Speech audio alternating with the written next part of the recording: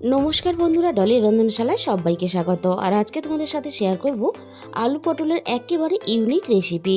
তাহলে আজকে রেসিপিটা শেষ পর্যন্ত দেখার জন্য তোমাদের কাছে আমার অনুরোধ রইল। পটলের একঘেয়েমি রেসিপি বারবার না বানিয়ে অবশ্যই একবার হলেও তোমরা এই রেসিপিটা ট্রাই করে দেখো। আশা করি তোমাদের ভালো লাগবে। আর রেসিপিটা বানানো যতটা সোজা, খেতেও কিন্তু তার থেকে অনেক বেশি টেস্টি হয়। তাহলে আজকে রেসিপিটা দেখে নেওয়া যাক। আমি এখানে পটল আগে থেকেই কেটে নিয়েছি। পটলগুলো মাঝখান থেকে 3 টুকরো করে কেটে নিয়েছি। আর একটা বড় সাইজের আলু একটু ছোট করে ডুমো করে কেটে নিয়েছি। এবারে আমি এই রান্নার জন্য একটা ব্যাটার বানিয়ে নেব। এর জন্য আমি এখানে একটা বাটি নিয়ে নিয়েছি। বাটির মধ্যে এবার আমি 2 চামচ পরিমাণ বেসন নিয়ে নেব। কোনো রকম ডাল ভেজানো বা বাটাবাটির ঝামেলা ছাড়াই খুব সহজেই বেসন দিয়েই তোমরা এই রেসিপিটা বানিয়ে নিতে পারবে। এবার আমি বেসনের মধ্যে স্বাদ মতো লবণ দিয়ে দিলাম। আর সাথেই আমি এখানে দিয়ে দেব সামান্য অল্প পরিমাণ হলুদ গুঁড়ো। আর এখানে দিয়ে দেব হাফ চামচের একটু কম ঝাল লঙ্কার গুঁড়ো, তাহলে খেতে ভালো লাগবে। এবারে আমি বেসনের মধ্যে অল্প পরিমাণ জল দিয়ে দেব। আর এইভাবে অল্প অল্প করে জল দিয়েই আমি ব্যাটারটাকে রেডি করে নেব। নিরামিষ যে কোনো দিনে এইভাবে অল্প একটু বেসন দিয়ে এত সুন্দর যে একটা রেসিপি বানানো যায়, তোমরা কিন্তু না দেখলে বিশ্বাস করবে না। তাই যে কোনো নিরামিষ দিনে হোক বা এমনি দিনে তোমরা অবশ্যই এই রেসিপিটা একবার হলেও ট্রাই করে দেখো। আর ভালো লাগলে অবশ্যই কমেন্ট বক্সের মাধ্যমে আমাকে জানাতে কিন্তু ভুলো না। আর বেসনটা খুব বেশি পাতলাও না, আবার খুব বেশি গাঢ়ও না, এরকম করে ফেটিয়ে নিতে হবে। ঠিক মাঝারি সাইজের একটা ঘনত্বের ব্যাটার বানিয়ে নিতে হবে। এবার আমি ব্যাটারটাকে একটা সাইডে রেখে দেব। আর গ্যাসের মধ্যে দেখো আমি একটা ফ্রাই প্যান বসিয়ে দিয়েছি। ফ্রাই প্যানের মধ্যে আমি 1 চামচ পরিমাণ সর্ষের তেল দিয়ে দিলাম। প্রথমে আমি সর্ষের তেলটাকে খুব ভালোভাবে গরম করে নেব। আর তেলের পরিমাণটা একটু বেশি হয়ে গেছে, তাই তেলের পরিমাণটা আমি একটু কমিয়ে নেব। এবার আমি ফ্রাই প্যানের মধ্যে 2 চামচ পরিমাণ বেসনের ব্যাটার দিয়ে দেব। আর বেসনের ব্যাটারটা খুব বেশি মোটা করলে তাহলে খেতে ভালো লাগবে না, আবার খুব বেশি পাতলা করলে তাহলে বানাতে পারবে না। যেভাবে আমরা ডিমের অমলেট বানাই সেইভাবে ফ্রাই প্যানটা ধরে আমি দেখো ঘুরিয়ে ফিরিয়ে বেশ একটু বড় করে নেব। আর ভাজার সময় অবশ্যই গ্যাসের ফ্লেমটা একেবারে লোতে দিয়ে রাখবে, তা না হলে সাথে সাথে কিন্তু ব্যাটারটা উপর থেকে শুকিয়ে যাবে, তাহলে ব্যাটারটা গোল করতে পারবে না। একটা সাইড আমি খুব ভালোভাবে ভেজে নিয়েছি।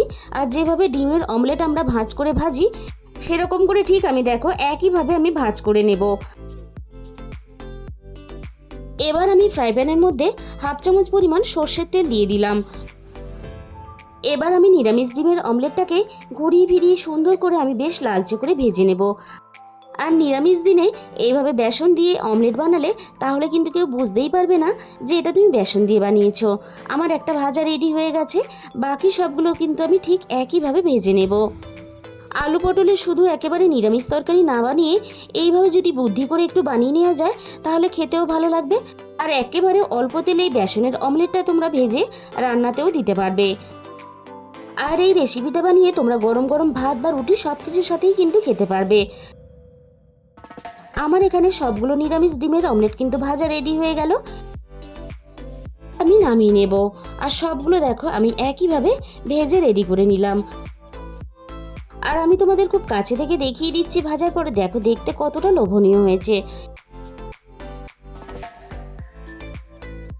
এবার আমি প্রথমে কড়াইয়ের মধ্যে রান্নার জন্য প্রয়োজন মতো সর্ষের তেল দিয়ে দিলাম। সর্ষের তেলটা আমি খুব ভালোভাবে গরম করে নিয়েছি। এবার আমি কেটে রাখা সমস্ত আলুগুলো তেলের মধ্যে দিয়ে দিলাম।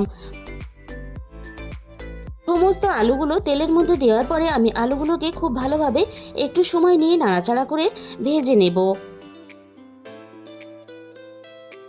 আলুগুলো আমি বেশ লালচে করে এখানে ভেজে রেডি করে নিলাম।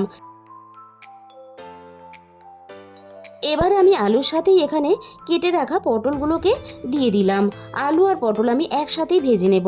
তবে তোমরা চাইলে কিন্তু আলু পটল আলাদা করেও ভাজতে পারো, তবে আলাদা করে ভাজার দরকার নেই।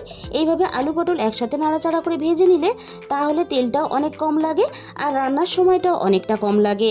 আলু পটল একটু নাড়াচাড়া করে ভেজে নিয়ে এবার আমি এখানে স্বাদ মতো লবণ দিয়ে দিলাম। আবারও আমি সব কিছু একসাথে এইভাবে নাড়াচাড়া করে ভাজতে থাকবো। আর পটলটাকে খুব ভালোভাবে আমি ভেজে নরম করে নেব। আর পটলগুলোকে আমি আরও একটু ভালোভাবে ভাজা হতে দেব। আলু পটল আমি দেখো খুব ভালোভাবে একসাথে নাড়াচাড়া করে ভেজে নিয়েছি। আর পটলগুলো বেশ আগের থেকে অনেকটা নরমও হয়ে গেছে। এর থেকে বেশি আমি আর ভাজবো না। এবারে আমি সমস্ত ভাজা আলু পটলগুলো কড়াই থেকে নামিয়ে নেব। সমস্ত আলু পটলগুলো কড়াই থেকে নামিয়ে নেওয়ার পরে ওই একই তেলের মধ্যে আমি আরও 3 চামচ পরিমাণ সর্ষের তেল যোগ করে দিলাম। তেলটা খুব ভালোভাবে গরম হতে ফোড়নে আমি এখানে অল্প একটু গোটা জিরে দিয়ে দিলাম, আর সাথেই আমি দিয়ে দেব একটা তেজপাতা কুচি। এবার আমি তেলের মধ্যে 1 চামচ পরিমাণ আদা গ্রেট করে দিয়ে দিলাম। তোমরা কিন্তু আদাটাকে বেটেও রান্নাতে দিতে পারো। আদাটাকে ফোড়নের সাথে আমি কয়েক সেকেন্ড নাড়াচাড়া করে একটু ভেজে নিলাম। এবারে আমি এখানে দিয়ে দিলাম একটা বড় সাইজের টমেটো কুচি। এবার আমি টমেটো কুচিটা খুব ভালোভাবে নাড়াচাড়া করে ভেজে নরম করে নেব। টমেটো কুচিটা আদার সাথে একটু নাড়াচাড়া করে ভেজে নিয়েছি। আমি কিন্তু এই সময় গ্যাসের ফ্লেমটাকে একেবারে লোতে দিয়েছি, তা না হলে আদাটা কিন্তু পুড়ে যাবে আর রান্না তেতো ভাব চলে আসবে। 3 থেকে 4 সেকেন্ডের মতো টমেটোটা আমি নাড়াচাড়া করে একটু ভেজে নিয়ে এবার আমি রান্নায় স্বাদ মতো লবণটা দিয়ে দিলাম। আবারও আমি টমেটো কুচিটা নাড়াচাড়া করে বেশ ভালোভাবে নরম করে ভেজে নেব। আর লবণটা দেওয়ার জন্য টমেটোটাও খুব সহজেই কিন্তু একেবারে নরম হয়ে গলে যাবে। আর দেখো টমেটোটা সুন্দরভাবে আমি নরম করে ভেজে নিয়েছি। এবার আমি সামান্য পরিমাণ জল দিয়ে দেব, যাতে না বাকি মশলাগুলো দেওয়ার সাথে সাথে পুড়ে যায়। প্রথমে আমি এখানে দিয়ে দিলাম 1/2 চামচের একটু কম হলুদ গুঁড়ো। আমি তরকারি পরিমাণ বুঝিয়ে এখানে হলুদ গুঁড়োটা ব্যবহার করলাম। আর দিয়ে দিলাম আমি এখানে 1/2 চামচ পরিমাণ ঝাল লঙ্কার গুঁড়ো। আর সাথেই আমি এখানে 1/2 চামচ পরিমাণ ধনে গুঁড়ো দিয়ে দিলাম। আর সাথেই এখানে দিয়ে দেব 1/2 চামচ পরিমাণ জিরে গুঁড়ো। এবার আমি সমস্ত মশলা খুব ভালোভাবে একসাথে কষিয়ে নেব, যতক্ষণ না মশলা থেকে সুন্দরভাবে তেল ছেড়ে আসে। সমস্ত মশলা আমি খুব ভালোভাবে নাড়াচাড়া করে এইভাবে একটু সময় নিয়ে কষাতে থাকবো। মশলা আমি খুব ভালোভাবে কষিয়ে নিয়েছি। আর দেখো মশলা থেকে খুব ভালোভাবে তেলটাও কিন্তু ছাড়তে শুরু করে দিয়েছে। এবার আমি মশলার মধ্যে ভেজে রাখা আলু পটলগুলো দিয়ে দিলাম। আর এখানে রান্নার মধ্যে আমি কয়েক দানা চিনি দিয়ে দিলাম। যেহেতু নিরামিষ রান্না, তাই অল্প একটু চিনি দিলে খেতেও ভালো লাগবে আর রান্নার স্বাদের ব্যালেন্সটাও ঠিক থাকবে। আবারও আমি মশলার সাথে আলু পটল খুব ভালোভাবে নাড়াচাড়া করে কষিয়ে নেব। আর এইভাবে মশলার সাথে একটু আলু পটল ভালোভাবে কষিয়ে নিলে পটলের ভিতরে সুন্দরভাবে সমস্ত তেল মশলা চলে যায়, তাই খেতেও খুব ভালো লাগে। সমস্ত আলু পটল দেখো আমি খুব ভালোভাবে মশলার সাথে কষিয়ে নিলাম। এবার আমি এখানে রান্নার মধ্যে প্রয়োজন মতো জল দিয়ে দিলাম। এবার আমি জলের সাথে আলু পটল সমস্ত মশলা খুব ভালোভাবে নাড়াচাড়া করে মিশিয়ে দেব। আর পটলগুলোকে খুব ভালোভাবে সিদ্ধ হতে দেব। পটল খুব ভালোভাবে সিদ্ধ হওয়ার জন্য এখানে আমি কিছুক্ষণের জন্য ঢাকা দিয়ে দিলাম। মিনিট 20 পরে আমি কড়াই থেকে ঢাকাটাকে সরিয়ে নিলাম। আবারও আমি একটু রান্নাটাকে নাড়াচাড়া করে নেব আর দেখে নেব আলু খুব ভালোভাবে সিদ্ধ হয়েছে কিনা। আলু এখানে খুব ভালোভাবে সিদ্ধ হয়ে গেছে, আর সাথে সাথে পটলটাও কিন্তু খুব ভালোভাবে সিদ্ধ হয়ে গেছে। এবার আমি এখানে ভেজে রাখা অমলেটগুলো দিয়ে দিলাম। অমলেটগুলো আমি ঝোলের মধ্যে নাড়াচাড়া করে একটু মিশিয়ে দিলাম। আর অমলেটগুলো ঝোলের মধ্যে দেওয়ার পরে মিনিট 5 মতো আমি এখানে রান্নাটা করে নেব। খুব বেশিক্ষণ কিন্তু রান্না করা যাবে না।